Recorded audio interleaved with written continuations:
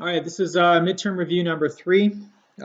As these midterm reviews go on, you're going to see a lot more repetitive questions. I'm not going to go as into detailed on this one. There's a problem like this on the midterm review number 2. Main thing you want to look at is when you're given the quotient, the opposite of the divisor, the item you're dividing by, when you plug that number in, you should get the remainder. So if you look over here, what is the remainder? And what's the opposite of that sign? One of those answers should be pretty apparent.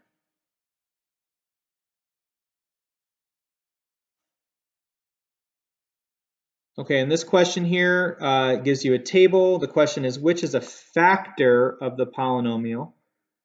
Remember, factors, the opposite of the factors should give you 0. So if I change that sign, -3, do I get a remainder of 0? When x is x, then at 0, do I have 0? When it's x plus 1 at -1, do I get a remainder of 0? Or when it's x equals -2, so at -2, the opposite of x plus 2, do I get a remainder of 0? One of those will give me a remainder of 0.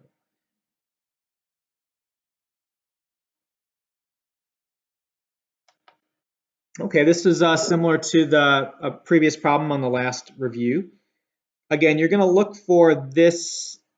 This is what you're dividing by, and you switch the sign of that and do synthetic division or plug in that number to get your remainder. Okay, again, switch the sign of that, synthetic division, or plug in the number to get your remainder.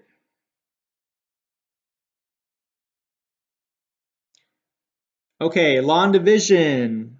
We just wrapped that up on the last review, long division. You can use Desmos to check your graphs, or you can do long division process, and I have one in the previous video if you need to see that.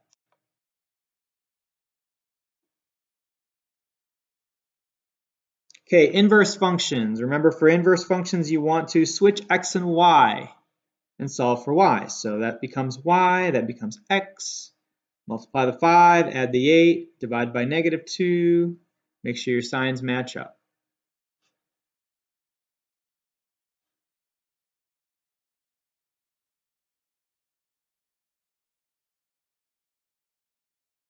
Okay, this is a new one, so let's take a look at it. It says graph the two functions in y1 and y2. We'll go ahead and pull up Desmos for that.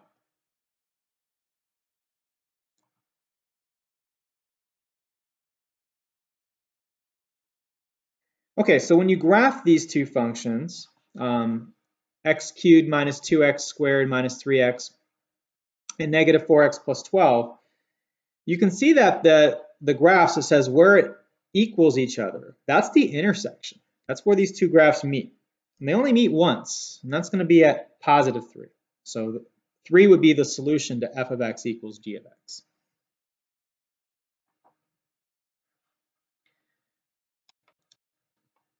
All right, for this question here, which graph shown represents a cubic function with zeros at -4, -2, +3, along with end behavior that shows f of x goes to infinity and x goes to infinity. This is backwards of how we usually write it. So this is f of x goes to infinity is up, and that's right. So up and to the right. This is down and to the right, down and to the right, up and to the right. So it's either going to be the one here, which might not be the same answer choice that you have, or the one here.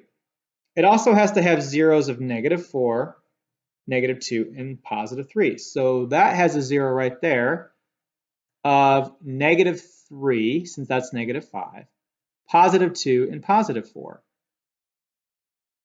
Whereas this graph has a 0 at -4, -2, and +3. So it looks like that's going to be the one, -4, -2, and +3, and it's going up and to the right.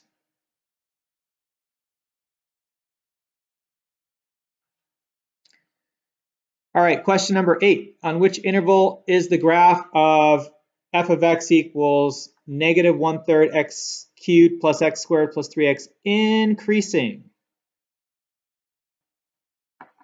So let's analyze what that graph looks like. We want to know, where is it increasing? Increasing means going up as it goes to the right. So this graph here starts decreasing. It starts from the left side. So that's negative infinity. It starts decreasing all the way until it hits that value. And we're talking about the x value. So the value at -1, that's where it turns around. And it starts going up. And it stops decreasing at 3. So if I limit that graph just from, if y'all remember these brackets here, from -1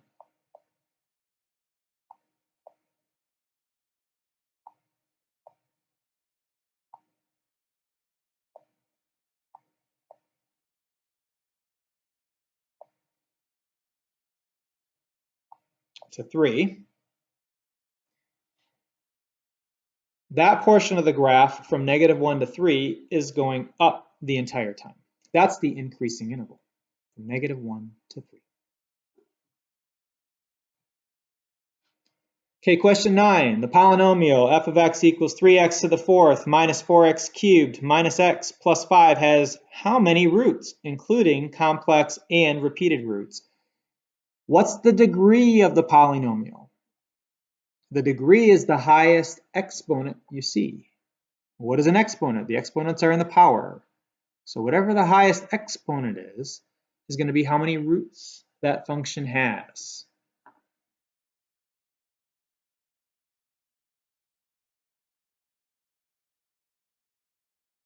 And the last question, question number 10. Which graph correctly shows the zeros and end behavior for the function? That's kind of a little bit too wordy. We don't need all that.